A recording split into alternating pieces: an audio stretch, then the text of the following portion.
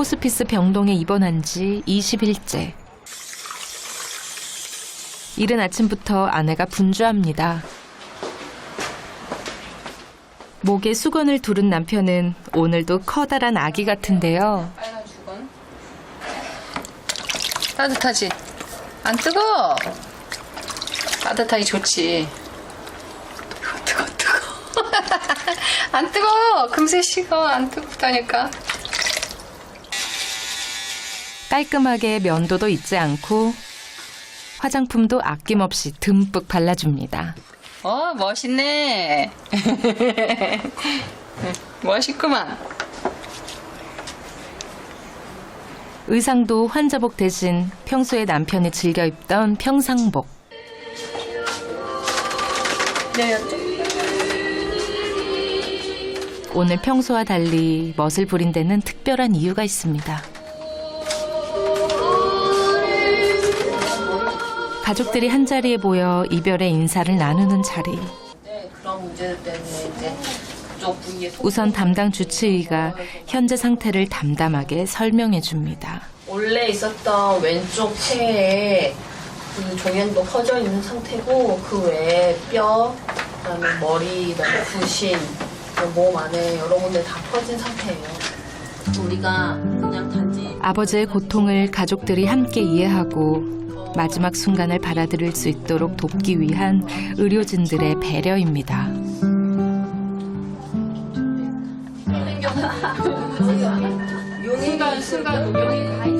아버지가 담긴 사진을 보며 그동안의 인생과 추억을 되새기는 시간도 가졌습니다. 고맙고 감사하고 행복했던 삶의 모든 순간들이 파노라마처럼 흘러갑니다. 그동안 차마 전하지 못했던 숨은 진심도 오늘은 이야기해 주려 합니다. 안 울려고 했는데.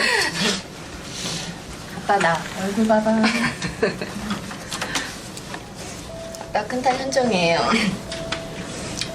항상 늘 저희 곁에 있어 주실 거라 생각했는데 아빠와 많은 시간을 갖지 못해 아쉽기만 합니다. 제가 결혼을 하고 제 아이를 키우면서 아빠의 마음을 헤아려 봅니다. 밤낮 없이 앞만 보고 자식들을 위해 당신 몸 힘들 줄 모르시고 열심히 성실히 살아오신 아빠.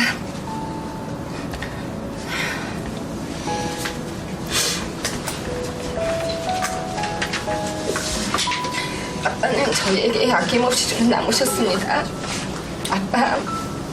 아빠 딸이라 감사하고 사랑받고 잘하게 해주셔서 감사하고 잘 키워주셔서 감사드리고 사랑합니다.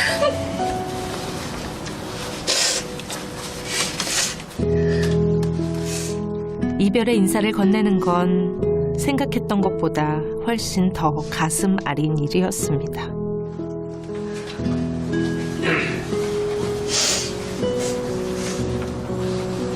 저는 항상 아빠한테 벌어주고 잘해드리지도 못하고 너무 못난 막내딸입니다. 사랑한다는 말도 처음 했는데 자주 설 수 있게 아빠 건강하게 저희 곁에 오래오래 계셔주세요. 아빠 사랑합니다. 아빠 사랑하는 막내딸. 아빠 사랑해.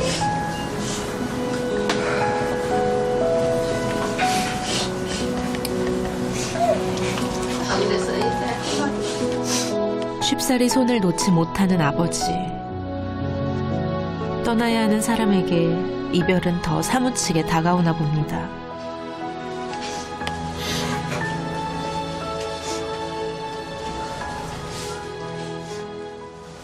여보 편지 읽어줄게. 자 손잡아. 손잡이 잡아줘. 눈 크게 뜨고. 이 시간이 정말 소중하고 감사해요. 따뜻한 당신 손이 차갑게 느껴지는 이별의 순간을 잘 보내기에 마음을 가지고 기도하며 버티고 있지만 정말 힘이 들어요. 이제는 제 마음에서 당신을 보낼 준비를 매일매일 연습하며 또한 당신께 사랑을 받아오면 눈물이 옵니다. 고마워요. 너무 그리고 감사해요. 그리고 사랑해요. 너무너무 당신의 사랑을 받은 안나가 또한 당신을 사랑합니다. 여보 고마워요.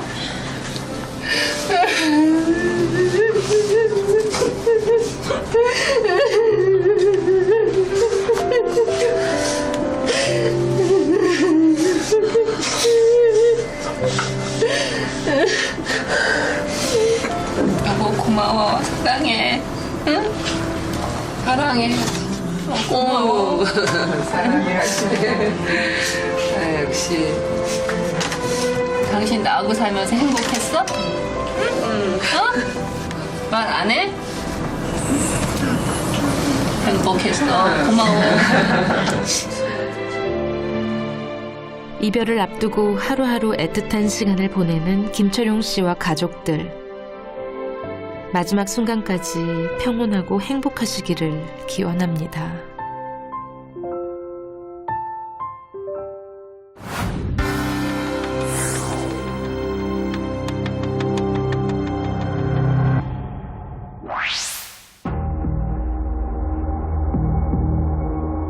하루하루 긴장의 연속인 응급실.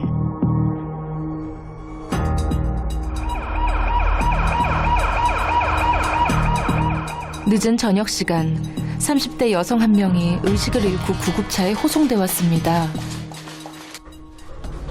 갑자기 머리 아프다고 해서 갑자기 되신 거고요. 쓰러지고 있는 걸 발견하셨어요? 아니면 쓰러져 있는 아니 쓰러지는 걸 본 거죠. 그러면은 처음서부터 봤지. 막 두드리더라고.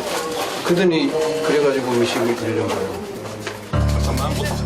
뇌졸중이 의심되는 상황.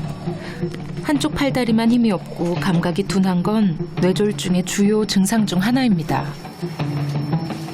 이미 자가 호흡도 어려운 상태.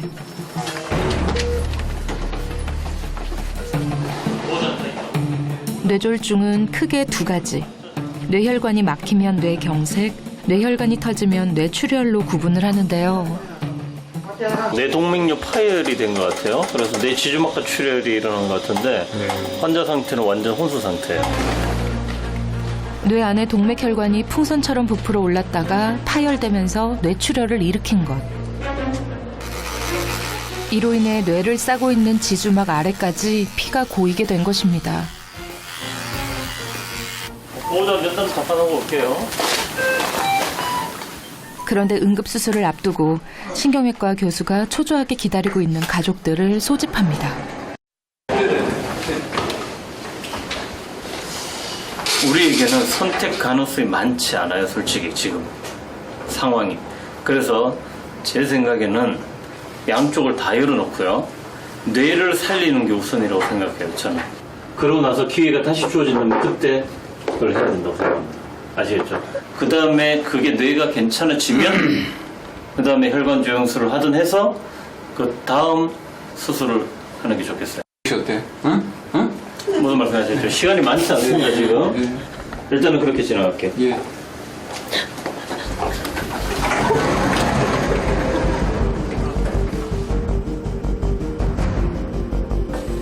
시작할게요. 현재 뇌출혈은 둘째 문제. 뇌의 부종이 심해서 이탈 현상까지 생겼다는 겁니다. 되뇌와 소뇌 사이에 경막이라는 커다란 막이 있는데 그 사이의 공간에 되뇌가 같이 끼어버렸다는 것. 이탈 현상을 풀어주기 위해 두개골을 절제한 뒤 뇌가 숨 쉴 수 있도록 공간을 만들어주는 감압술이 실시됐습니다. 일단은 준비를 하고 엔진 한번 해보고 바로 가능하면 코일 해버리려고. 바로 준비 좀 하고 있으라 아마 한 1, 20분 안으로 내려갈 것 같다. 마취 선생님 마취 끼우지 말고 바로 그냥 내려가시죠. 뇌의 압력을 낮추는 1차 수술은 일단 완료. 이제 파열된 뇌동맥류의 위치와 모양을 확인해야 하는데요. 사타구니의 혈관을 통해 작은 관을 집어넣고 이 관을 통해 뇌혈관까지 조영제를 투입합니다. 그런 다음 카테터라고 하는 길고 가는 관을 넣어 뇌동맥류의 입체적인 모양과 방향을 확인하는 겁니다. 그런데 화면을 바라보는 의사들의 표정이 심상치 않습니다. 수술을 집도한 장동규 교수가 3D로 촬영된 뇌혈관 영상을 꼼꼼하게 살피는데요. 도대체 무슨 문제가 생긴 걸까요? 또다시 환자의 가족들을 한자리에 불러 모았습니다. 뇌동맥류는 맞고요. 병 자체가 모야모야 병과 굉장히 흡사해요. 모야모야 병. 모야모야는 일본어로 구름이나 연기가 모락모락 피어나는 모양을 뜻하는데요. 뇌의 혈관이 서서히 좁아지면서 부족한 혈액을 공급하기 위해 비정상적으로 자라난 미세 혈관들이 마치 구름처럼 보인다 해서 붙여진 이름입니다. 모야모야병에 뇌동맥류 파열까지 더해져 심각한 뇌 부종이 생겼던 겁니다. 근본적인 치료를 위해선 파열된 뇌동맥류를 막아야 하는데 수술팀이 선택한 방법은 코일색 전술. 미세도관이라고 하는 가느다란 관을 뇌동맥류 안에 넣은 뒤 이 관을 통해 백금 코일을 말아 넣어 파열 부위를 막아주는 수술입니다.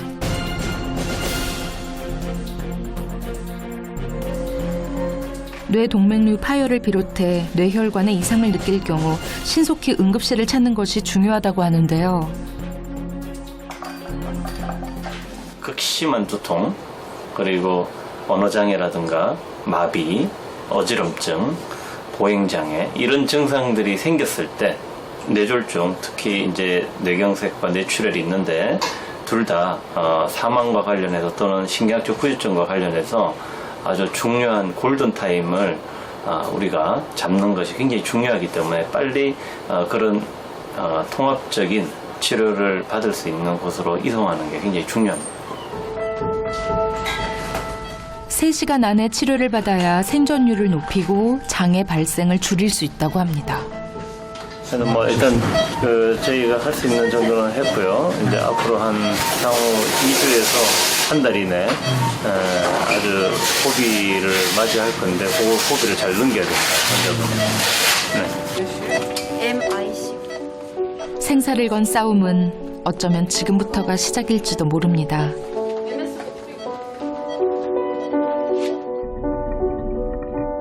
삶과 죽음이 공존하는 교차로. 누군가는 삶의 마지막 순간을, 또 다른 누군가는 새로운 삶의 시작을 얻게 되는 곳.